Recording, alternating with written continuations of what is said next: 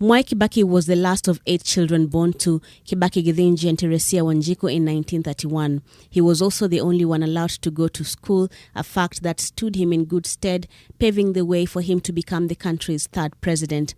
In 1961, Mwai Kibaki married the late Lucy Muthoni Kibaki, a union that bore 4 children, Judy, Jimmy, David, and Tony Kibaki. The larger part of his family was present when he took oath of office, Mwai Kibaki, naapa kwamba, ushering Kenya into a post-Kanu era that signaled the return to prominence of the First Family and the First Lady's office, to be precise.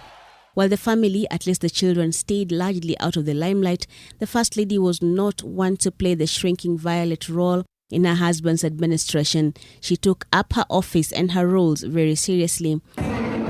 That family unit in the Kibaki household was defined even when the rumor mills went into overdrive with talk of the existence of another Kibaki family.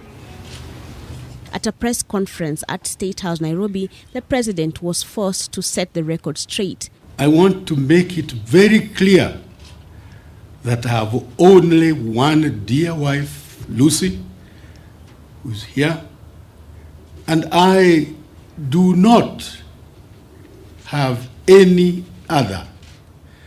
And anybody who knows me and knows my family and knows how I live, they know I have only one wife. He even threatened to sue anybody who was peddling such rumors. I don't want to repeat, but I want to say quite frankly, anyone who is bent on that course, he'll see me in court or wherever he will see me, and we shall deal with him. No other way.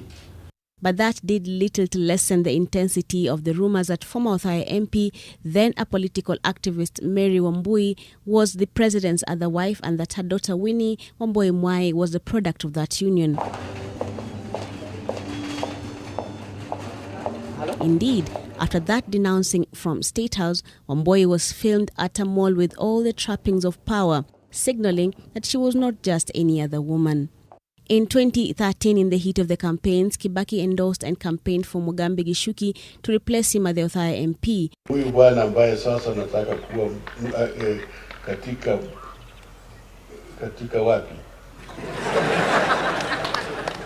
Ati sasa yeye alikuwa hapa na alikuwa anahusika, na sasa yuko tena katika elimu yake, na sasa nataka kuendelea na mambo haya.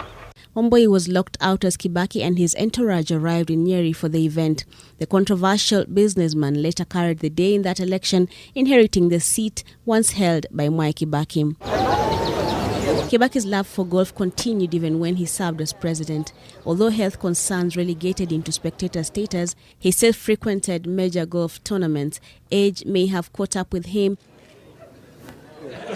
but he could still take a swing on the course, and he did just that when presented with these sticks at the end of his time by the judiciary. As the Chief Justice has expressed, a nostalgic Kibaki said he had not had a proper round of golf in at least a decade.